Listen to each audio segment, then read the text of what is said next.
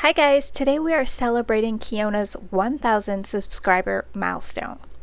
And for this she's doing a reverse hop. So what does a reverse hop mean?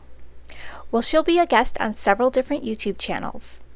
And I'm actually number 2, so don't forget to check out her first video from last week over on Courtney Krieber's channel. Visit the description box for all the information on the giveaway and on the hop. The hop is going to run a total of 5 Saturdays ending August 22nd. And for the giveaway, she'll be giving away each week a $100 gift certificate to a crafting store. So that is super awesome. Be sure to hop along each week for a new chance to win. And don't forget to subscribe to Keionna the Krafttherapist YouTube channel. And all that information will be down below for you. Be sure to visit Cassie Trask on August 8th to see Keionna's next video on the hop.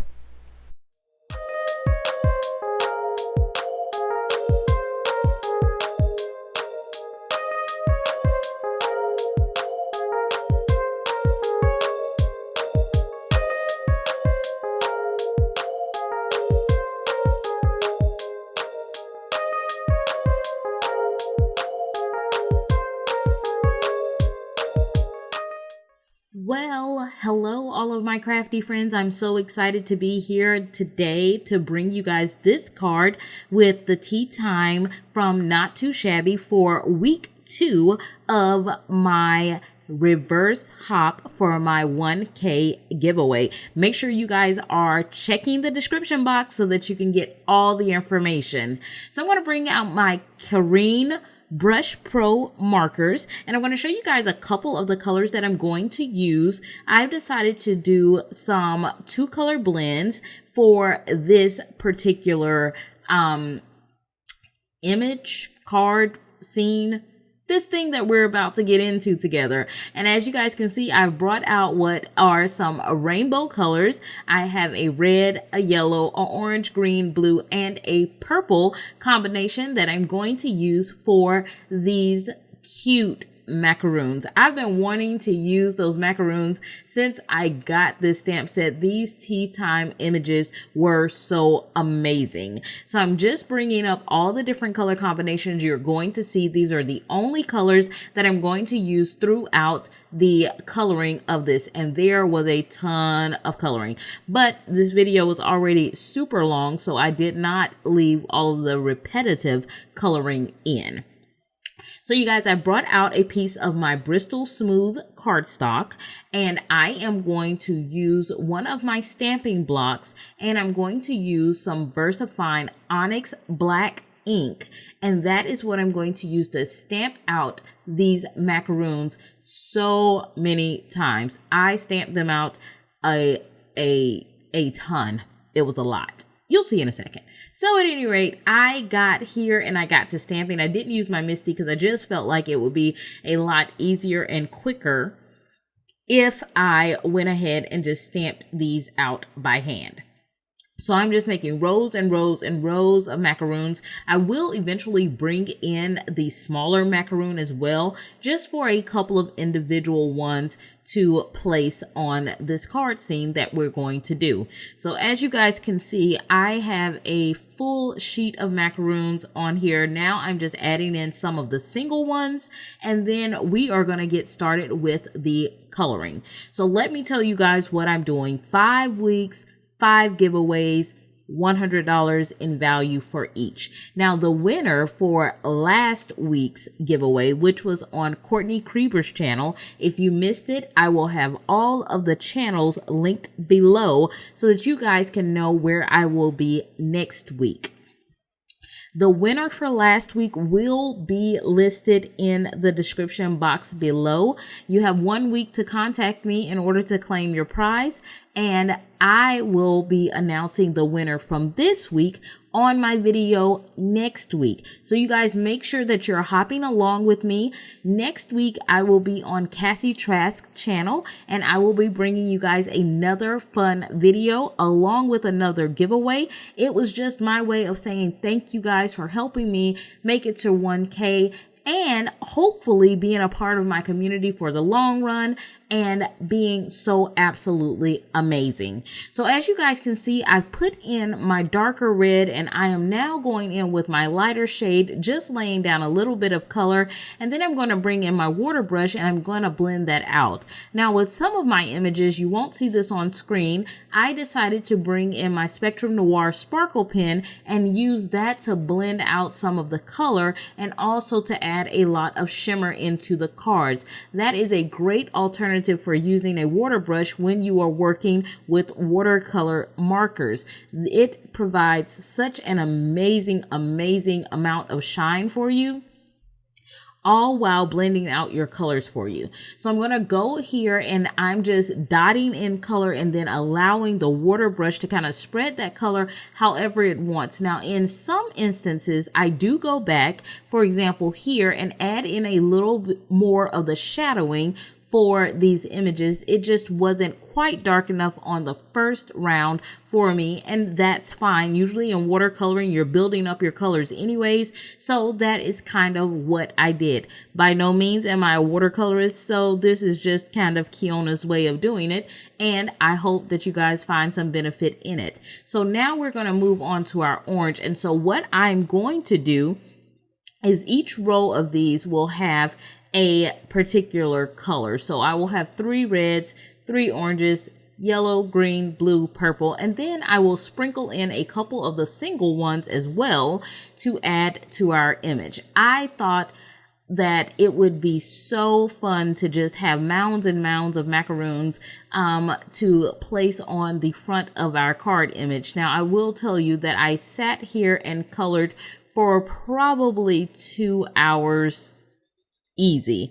May have been longer than that. I don't typically keep track of the time, but it was a ton of footage and I had to cut out a lot because we would have definitely been here through dinner had I left the majority of that in. So I'm just doing again my darker color for the tops and bottoms, and then I'm bringing in my lighter color for the centers of each of these macaroons as we go along. So we're going to move on to our yellow color. Now with the yellow, I had to bring in a dark yellow or as bright of a yellow as I could find, and then I used a more muted yellow for the inside. That was kind of the only way that I felt I could get any type of variation. Yellows are pretty hard. Usually you'll see that oranges are typically mixed with yellows to make the shadows or deeper colors, simply because it is one of those colors that you just don't get a ton of variation in, but I still enjoyed the way that it came out. It worked out really, really well. And these Karin Brush Pro markers are amazing. At this point, I have used the Artezas, the Zigs, and the Karin, and I probably would say that this would be the one that I reach for the most. I don't know whether it's the barrel. I don't know whether it's the liquid inside, the look of them. I'm not sure. I think that they all work in a comparable manner, especially if you ensure that you are using your Bristol Smooth cardstock. So I used the Strathmore Bristol Smooth cardstock. I have nothing to compare it to because I have only used that type and it works amazing. So I will say that one of the biggest things is to ensure that you are using the correct paper. Paper does matter. You're not going to get any type of good blending with these markers or really any of the water brush markers if you're using watercolor cardstock. I know that sounds kind of crazy because you would think that you would. However, that is not the case. Watercolor paper does not work well for these brush markers, or at least the 3 brands that I have used. If you guys know something different, make sure that you leave me a comment in the comment section below. I love chatting with you guys. And, you know, I love learning things from you guys. That's one of the wonderful things about being a part of a community, is that you're able to share, bounce things off of each other, and learn from each other. So I hope that you guys have been enjoying this series. This will run all the way through the month of August. Every Saturday of the month, I am going to be taking over one of my friends' pages. I am so super excited that my friends Courtney, Cassie, Miranda, Amanda, Jamie have been so gracious to allow me onto each of their channels to bring you guys some amazing content and to share the love. I am so grateful that I've had the opportunity to make and exceed my 1K goal. That is a huge milestone for most of us who are content creators on YouTube. So it has been an amazing thing for me to have the ability to do it in this year. I really just started focusing on my YouTube channel in January, and I have seen some amazing results, and it's been super fun. I don't know that I would have continued if I didn't have this amazing community behind me to help me, encourage me, and to support me. So I just wanted to say thank you to all of you guys, and I wanted to spread the wealth, which is why the reverse hop was created, and I am jumping onto all of my friends' channels.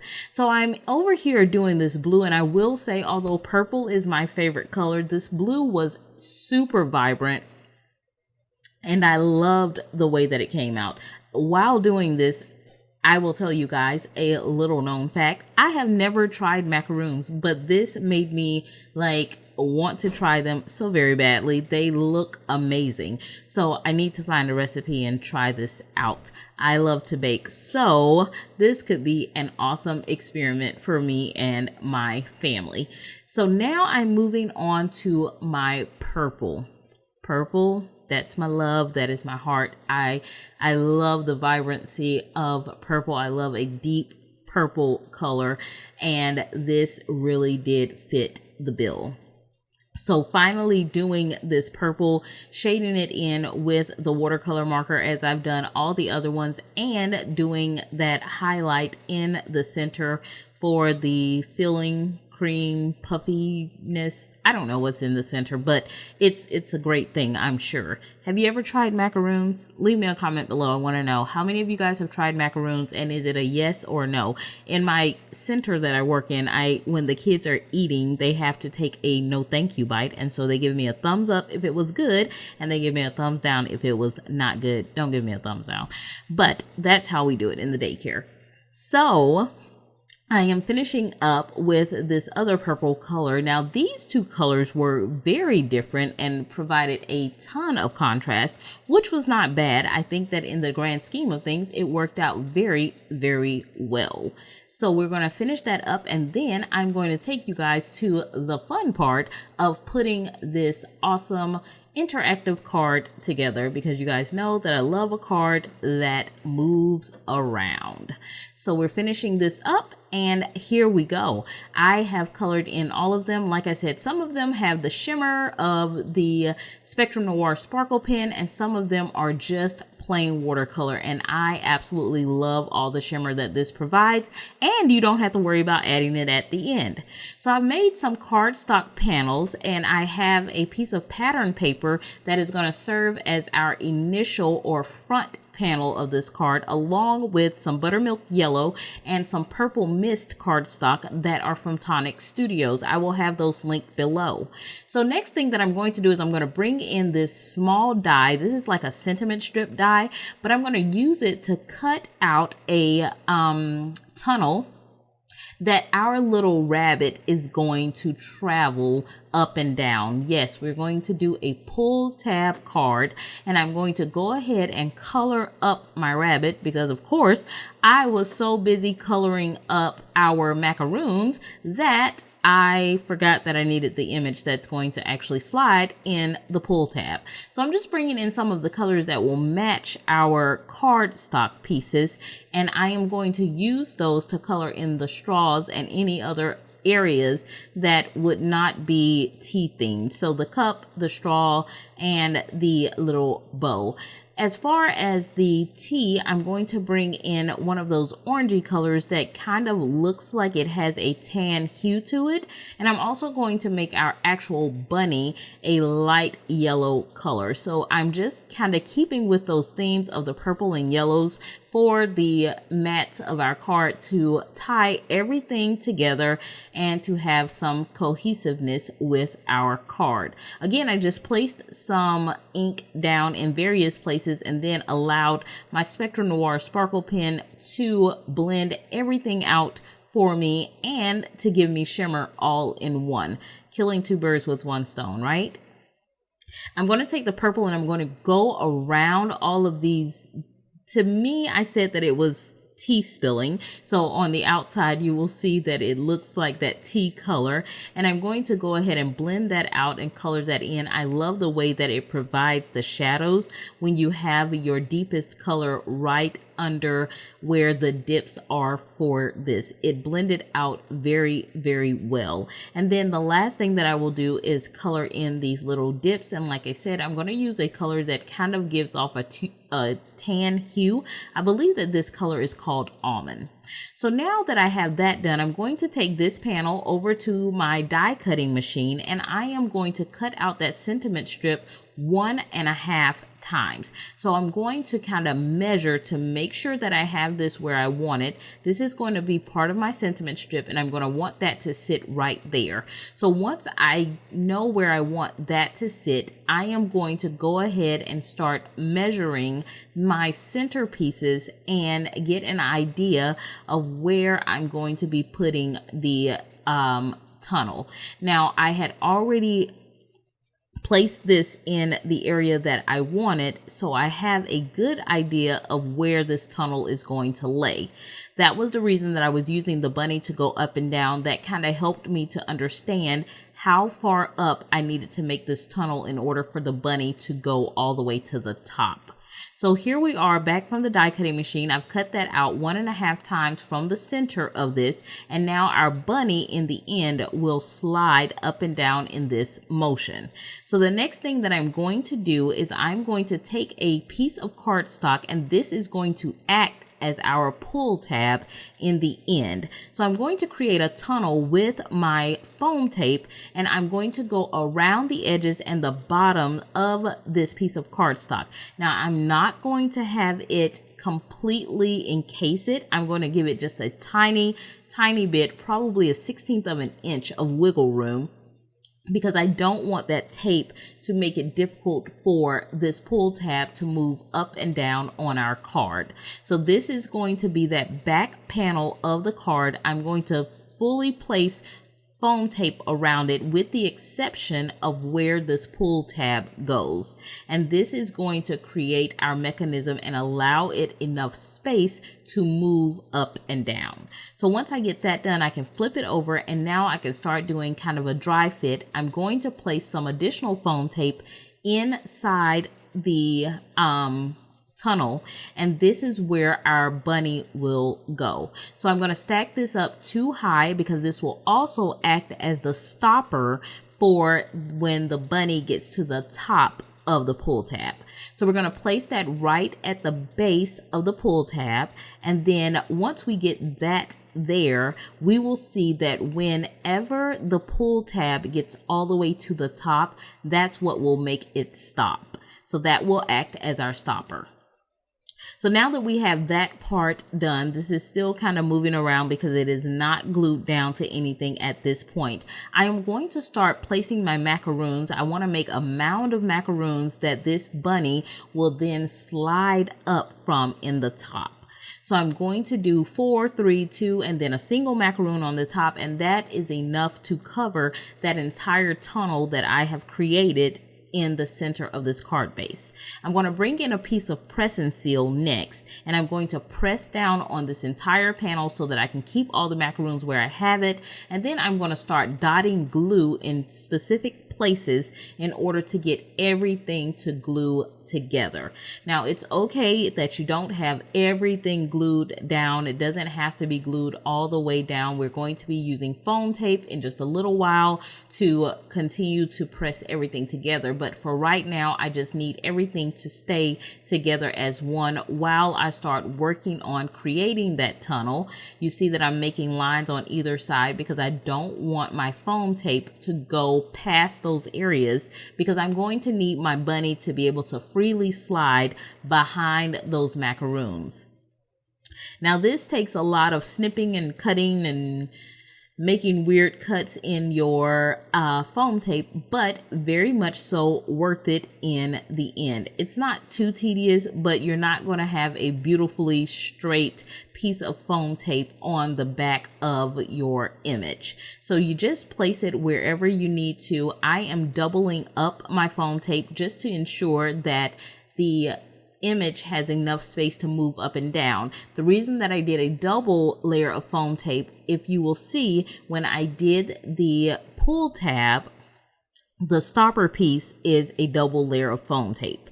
And therefore, if I only placed a single layer of foam tape, it would be too narrow for that piece to pull up and down. So that was the reason for the double foam tape. You want your foam tape that is on the stopper portion of your pull tab to match the amount that is on the front of your card, so that it all works out evenly and gives it enough space to move around. So I'm just finishing up putting all of this foam tape on the back, and I did keep this in because I wanted you guys to kind of see. I know when I initially started doing cards, I always wondered how people got their foam tape in specific places. I was one of those people that felt like things were supposed to look neat and pretty, even the parts that you didn't see. And I've come to understand that that is not the case. Sometimes it looks really, really rough underneath. If someone was to take our cards apart, it sometimes would look a mess, just being completely honest. So I'm just fiddling and manipulating this foam tape. I'm continuing to put my rabbit in to make sure that it can move very easily throughout that entire tunnel. So now I'm doing another dry fit with my panel here, just to make sure that my bunny is coming up and down, and to make sure that it has enough room where I have the macaroons placed on the card. Now I'm going to go ahead and start adhering things. The first thing I'm going to adhere is the bunny, and I'm going to dry place the macaroons back on top for placement purposes to make sure that this is going up and down just the way that I want it to. The next thing that I'm going to do is I'm going to bring in my sentiment, or the second part of my sentiment, and I stacked up this square piece 3 times, and then I'm going to do an inlay technique with the letters. So I have the white portion for the outline of the sentiment, and then I used some blue cardstock, which will be covered by purple. This was just some scrap cardstock that I had, and I knew that it would not be showing, and I used that in order to create the inlay of all of my letters. So this is what that looks like once all the letters are inlaid. And then the next thing that I will do is I'm going to go ahead and ensure that I have this placed where I want it. I'm going to put this down. I'm putting everything down that I possibly can before I place these macaroons, because a lot of where the macaroon goes is contingent upon everything else on the card. So now that I have everything placed where I want it to be, I am going to place down my mat on my card, and this will keep my tunnel working the way that it is supposed to. So now we have that first mat on there with the foam tape, and it moves the way that it should.